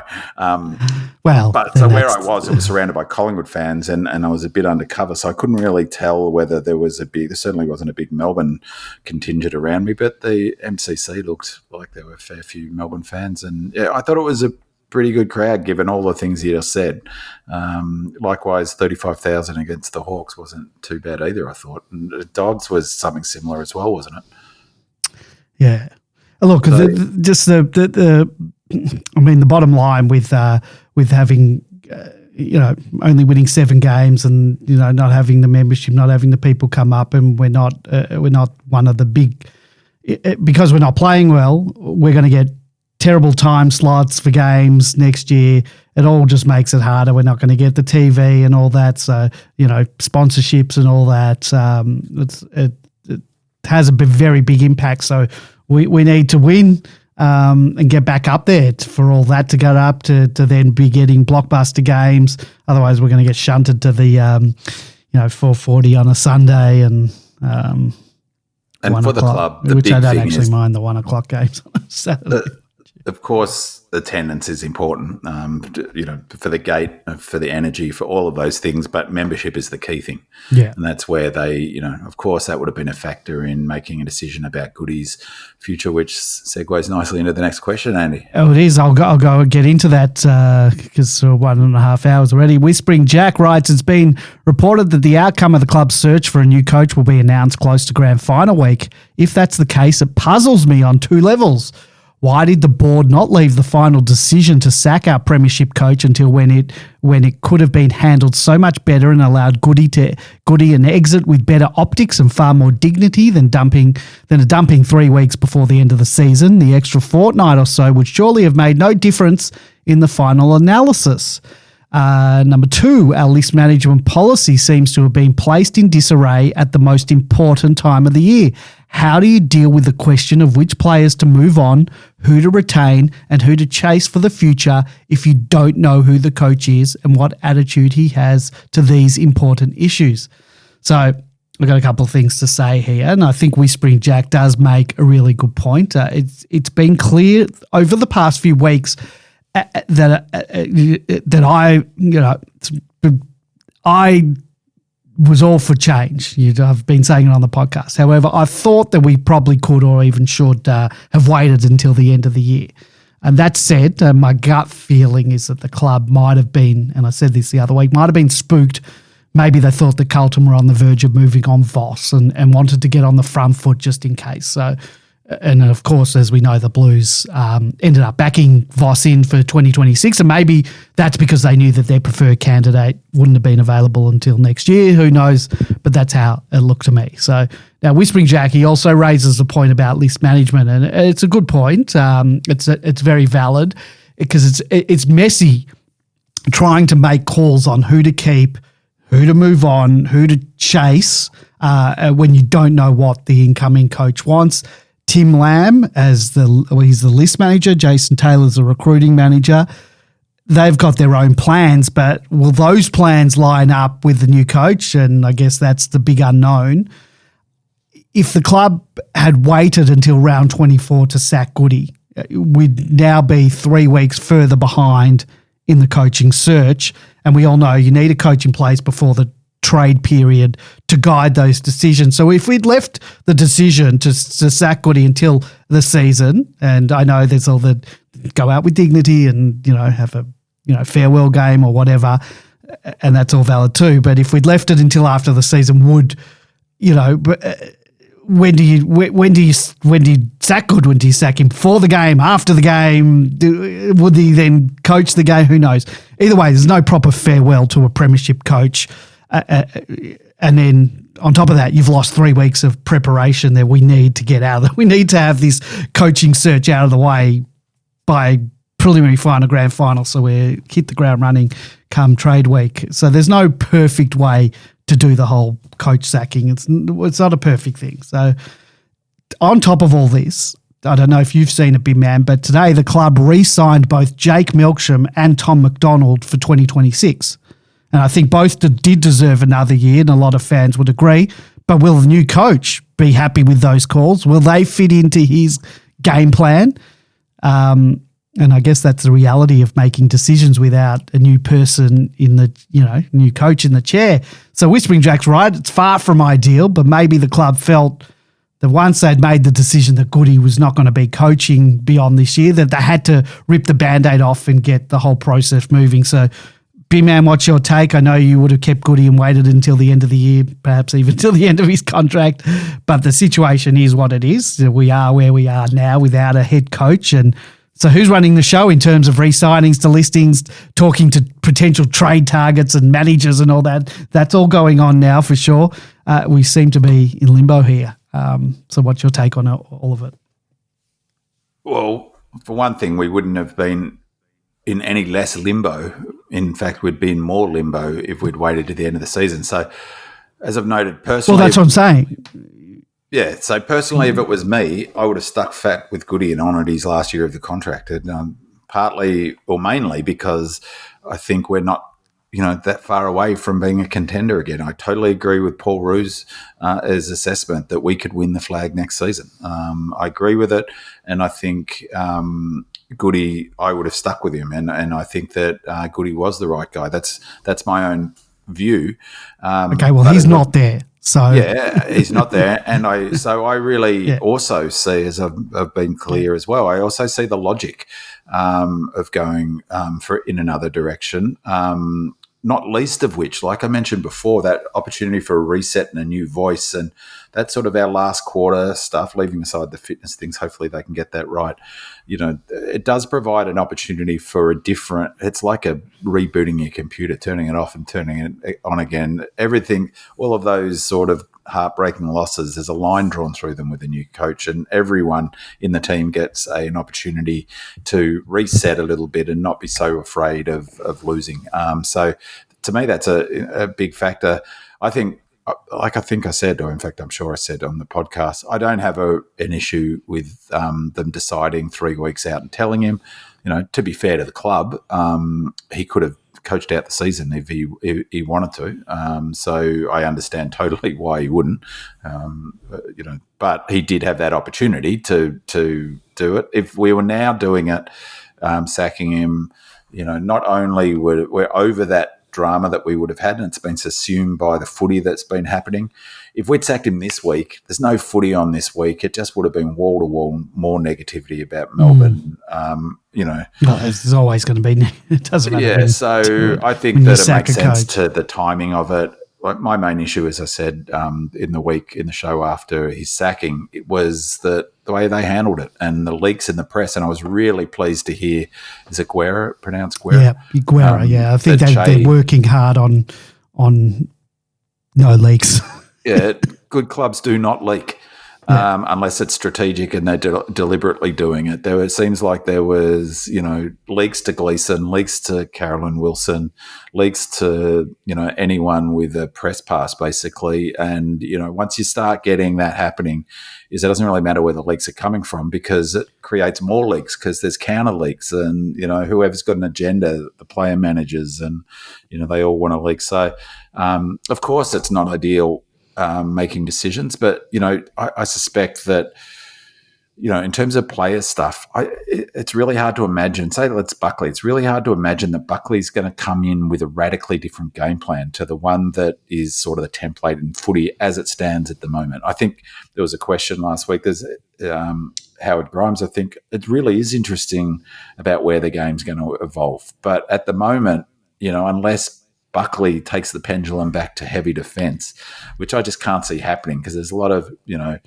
apart from anything else, fans like to see goals and so do sponsors and so do TV. And so, that attacking game plan, I can only imagine that that's going to be the style, with some tweaks that a new coach is going to bring in. There might be some different methodology about how you transition it, but it'll still be about transitioning it quickly from the back up, which means that it doesn't really matter in terms of list decisions because the same type of players are going to be important as they are now, which is players who can kick the ball, take on high-risk kicks and not turn it over. Leg speed's going to be important. Aerobic capacity is going to be important. All of the attributes now that are highly valued, like the halfback flankers who can run and carry and hit targets over 40 metres, those sorts of things are not going to change. So, I don't think that's radically going to change our trading position, but I think the September deadline that they put in place lines up with the grand final. And, obviously that's done with an eye to ensuring that we can attack the trade period with the coach in place. Yeah, look, I spoke to Whispering Jack about this today. He's really unhappy that we didn't wait till the end of the season to get rid of Goodwin. But then he's also said his second point is like our list management stuff is in disarray now at the most important time of the year because we don't have anyone in place who's making these decisions. And I understand that, Whispering Jack, but they wouldn't be in place if they wouldn't be in place. We'd be three. That's right. So I know what he's saying. I know what he's saying. Yeah, who's making those decisions? But I don't think those two things work together unless you were keeping Goodwin for the year. And I don't think Whispering Jack is saying that. I think he won't put words into his mouth, but I think he is for the change. He just wasn't happy that we sacked him when we did. But anyway, we would have been 3 weeks behind in this whole search. Now, there was an article that just came out on at The Age, and it's the headline is Melbourne ponder new footy department chief as strategy boss. So this is the article. Melbourne are considering a major overhaul of their football department by creating a new position as incoming CEO Paul Guerra eyes further changes ahead of the 2026 season. Competition sources have confirmed the Demons, who are on the lookout for a new senior coach after the sudden sacking of Simon Goodwin, are also making inroads into creating a new senior role to be in charge of strategy. The West Coast Eagles did a similar thing at the end of last season, hiring their premiership coach John Worsfold to oversee the football department in a role that the club said would include coaching structure, development, performance and culture. If the club were to make the appointment in the off-season, it would mean that the current football boss, Alan Richardson, who is contracted for 2026, is part of the club subcommittee to choose the next coach, would answer to the new appointment. The role would essentially sit between the football department and Guerra, who officially starts as chief executive on September 8th. The club wouldn't be drawn into commenting when contacted on Monday. The Age can also reveal the club's psychologist, Stephen Rendell, has resigned after nearly 4 years at the Demons.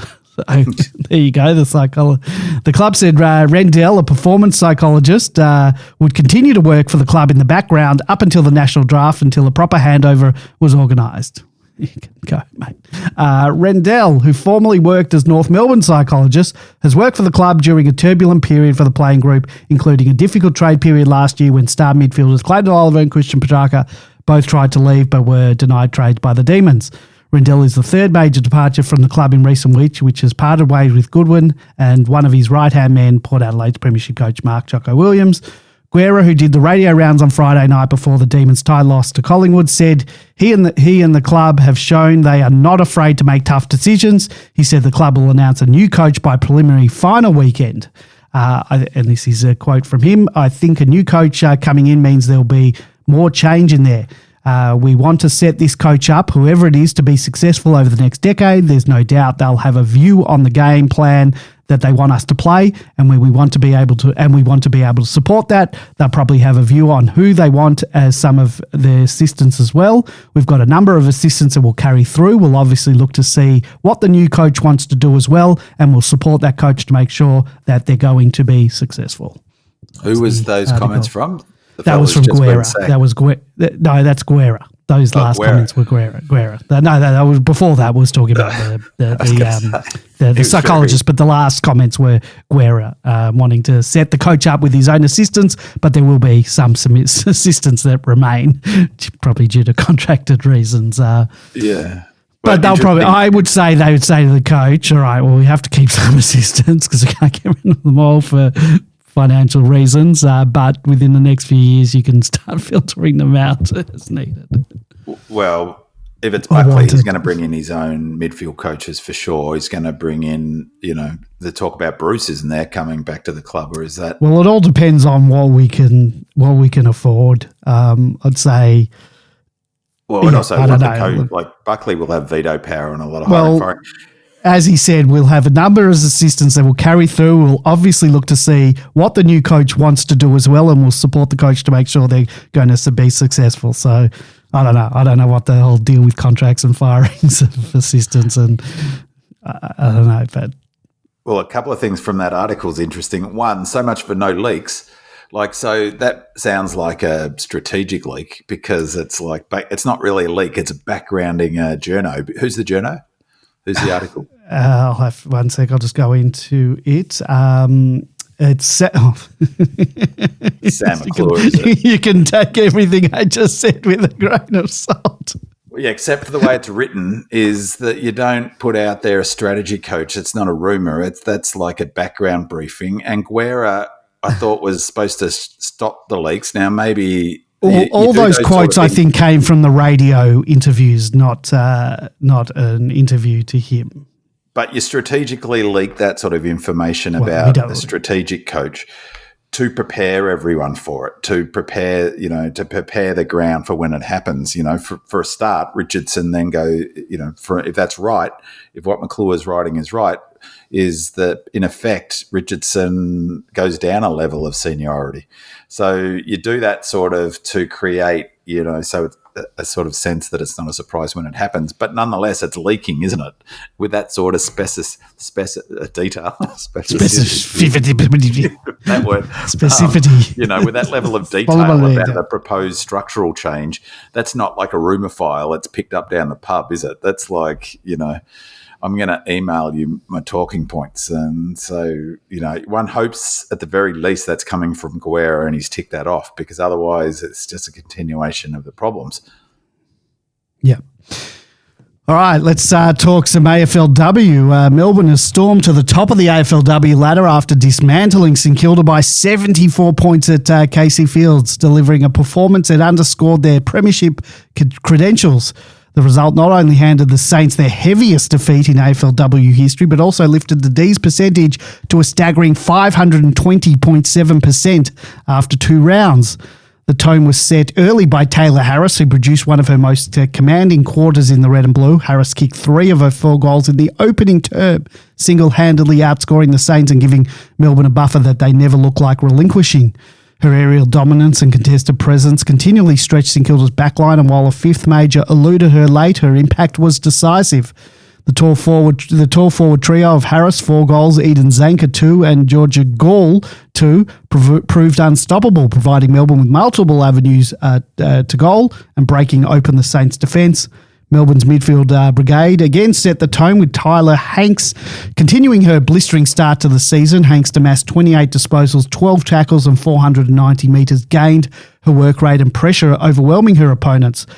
Captain Kate Hoare was equally influential, collecting 26 disposals, 5 clearances and 14 score involvements, directing traffic and setting up scoring change with poise and leadership. The Demons' dominance was soured, however, by the sight of Olivia Purcell being helped from the field late in the second quarter after a knee injury suffered in a tackle attempt. Purcell has been outstanding in the opening half, with 14 disposals and 261 metres gained by quarter time before her day was cruelly cut short. It was announced today that Olivia had suffered an ACL injury, which is a devastating blow to her and the team. Despite her absence, the midfield depth shone through. Paxi Paxman, 20 disposals. Megan Fitzsimon and Eliza McNamara stepped into the breach, keeping the engine room running smoothly and ensuring Melbourne's dominance didn't falter. Even without regular Sarah Lampard, who was late withdrawal, and Talia Gillard, Melbourne's makeshift defence held up impressively. Saray Taylor was outstanding, keeping Saint spearhead Jesse Wardlow to just 6 touches and no scoreboard impact. Sinead Goldrick also provided a highlight with a perfectly timed spoil showing her trademark defensive craft. The backline restricted St Kilda to just 2 goals for the afternoon and only 3 majors conceded across the opening 2 rounds of the season, an indication the system and durability in the D's defence. There was more to celebrate for Melbourne beyond the scoreboard. Lily Johnson brought in as a late inclusion for Lampard, capped off her second AFLW match with her first career goal in the final term. Her teammates mobbed her in a joyous moment that spoke to the spirit within the group. Youngster Molly O'Hare also displayed her running power, tallying 315 metres gained and staking her claim for a more permanent role. Coach Mick Stanier praised his team's fast start and overall connection, pointing to the pre-season work as the basis for the side's cohesion. St Kilda coach Nick Dalsander was candid in admitting his team was outclassed across the 3 phases of the game. It's a very goody term, with the demon slick ball movement and relentless pressure too much to contain. Melbourne now turn its attention to Collingwood at Vic Park next Sunday, aiming to extend their unbeaten start to 3-0. With momentum building and confidence sky high, the D's will be eager to deliver a statement win over their traditional rivals, a feat the AFL men's side could have managed the other night. For now, Melbourne fans can savour a performance that blended power, skill and emerging talent, a true indication that this group has its eyes firmly fixed on another finals campaign. B-Man, did you get to see any of the game? I did. It was great. Terrific performance. Exciting. Really, some of the end-to-end transition was great to watch. Oh, sorry. I don't know what's happening here. Oh, that was a recording of when my daughter was young. Right. Okay. We were No talking worries. to her. Well, I don't know I've why been that started interrupted by playing. the best of them, but She's 17 now, so that was a long time ago. Anyway. it was a terrific performance. Really, it's so heartbreaking for Liv Purcell to do ACL. I was really hoping that, it was a strain or some sort, but it didn't look good. It's just but leaving aside the fact that that how awful that is for her. It's also really terrible for the club. She was in amazing form. She had 6 quarters of some of the best football AFLW's seen, and massive, really, in terms of our ability to sort of physically be able to match up against a team as powerful as the Roos. Liv Purcell not being in that side really hurts our chances, because the way we played is the Melbourne template, that really fast ball movement, high risk, run and gun, some excellent work by Zanka ahead of the ball. Really, she looks fitter as I've seen her. I think fittest I've seen her. She was turning her opponent inside out. So forward of the ball, we're looking really dangerous in front of the ball. And you've got Taylor Harris, who isn't boxing and isn't, I think, sort of just purely doing a footy at the moment. It really showed, and sort of, it was real pity, obviously, last year, but that she was out so early for the entire season. She did a shoulder, didn't she? So, but her marking, she's the purest mark of the footy in AFLW and that I've seen, in just a natural mark, and she's just goes at the ball like really attacks the ball in the air, but times it. And I just wish that. In fact, I mean seriously, that Van Rooyen should spend a bit of time with her on in terms of a timing leap. It seems like Van Rooyen's completely lost his sort of timing on when to jump for the footy. Taylor just is brilliant at the way she marks it out in front of her eyes, and she wanted this. I think it was a second goal where it was a beautiful bit of play, and she cut across the front of the pack, and it was just a classic, almost Royce Hart style mark, getting in front of the pack and 2 hands out in front of the eyes and grabbing it. She was terrific, and if she plays at that level, it's going to go a long way to make us competitive. Liv Purcell out is really terrible for the team. It was great to see Goldie back, though, to someone who's definitely physical and hard at it. It looked a bit rusty. Again, Hanks had another terrific game. And the player that I'm really liking this season, who I think could be another, it's almost like we've got 3 players up there, up forward, with Zanka, Taylor Harris and Hoare. is Elisa Bannon. She's looking strong, fast, and her footy IQ seems to have really improved in terms of her ability to get behind players and turn them inside out, and also strong over the ball. So, I think that that forward line, when you're moving the ball quickly like we are, is a pretty formidable unit. The real question is, when we play the North Melbournes and the Brisbanes, whether we have the physical grunt to go with them. But all things looking terrific. I'm going to go next Sunday. Can't wait.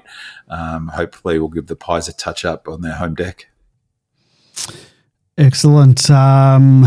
Also coming up this week, the Casey Demons, their spectacular end to the season meant they finished 5th and they avoided the wildcard round, which was played this weekend.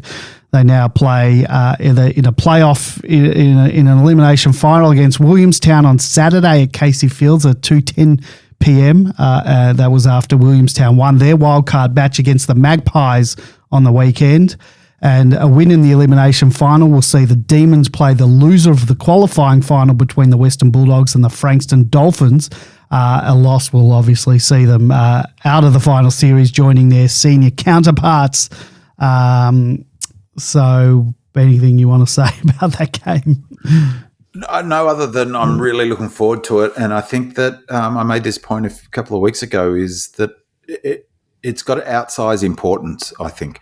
If we can continue our good run in the AFLW and somehow push deep and maybe even win a flag at VFL in the VFL, it goes a long way to keeping positive energy at the club going. If we can secure that, the words, they seem to be pretty confident that they're going to have someone in place by mid-September. Well, they will. By preliminary final, they will, because they're interviewing people now. They're going to choose someone, whether it's Buckley's job to lose or one of the other assistants. There will be someone on preliminary final weekend. It seems like. So we'll have a coach. Hopefully, they'll also announce Caulfield. We'll have our CEO in place, and it's great that he's in the media. I have no. Didn't we announce Caulfield? Didn't they saw plans and everything? Or maybe announce a date we can move in or something. Whatever it looks like, announce something. And if, getting back to Casey, if we happen to snag a flag, that just sort of creates some positive energy, collective positive energy. And it also means that I'm not sure what the prize money is now, and I can't even remember what it's called. What is it? The McClellan Trophy, where whatever the equivalent is. Yes, it's got nothing to do with the VFL, isn't it? AFLW and the seniors.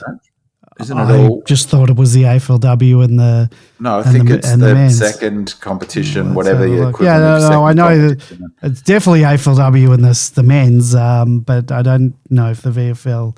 I thought because then how do the Williamstown Zebras or whatever they're called, Williamstown. Yeah, but they don't, like the other clubs, though, all have a second team in some competition, don't they? I might be wrong on that. So in any case, it's can only be a positive thing. And also the other thing is, as I've talked about, is if we can win a flag with players like Colt and Kentfield and Ricky Mentha and that will have had a shared experience together. It will mean that they'll carry that forward in their time at the Ds.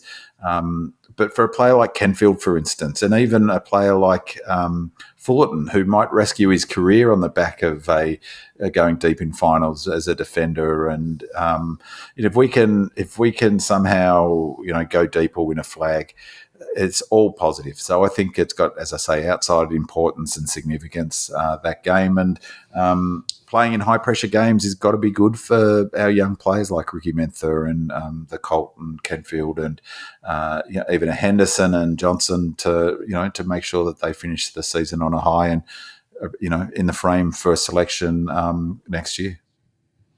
It is just the women's and the men's, not the VFL. We'll scratch that. It's still important. But so I think our women's have to sort of win 20 games this season for us to any chance in a 10-game season. So you can scratch that watch party for that McClellan Trophy night. No, I will.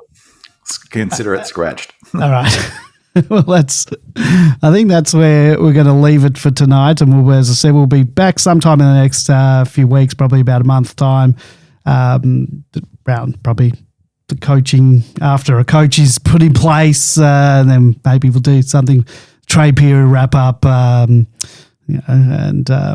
thoughts on the new look footy department. Thank you to our 5-star reviewer on Apple Podcasts. That was BD19639. And as always, your questions and comments form an integral part of the show. So thank you to the Demonland posters who submitted those questions and comments. Thank you to Pitmaster, Doug Reamer, Go D's, Despicable Me, Buck Naked, Monocular, D for Life, Radish D, Lazy, Supreme Demon, Garbo, Spirit of Norm Smith, Gorn of the Dead, Go Lordy, Whispering Jack, Youngblood, and El Diablo 14. Thank you to my co-hosts, B-Man, and thank you to you, our loyal listeners. And don't forget to leave us a 5-star review and a comment on Apple Podcast, and we'll read it out on the next show. Go Demons. Go Red Leggers.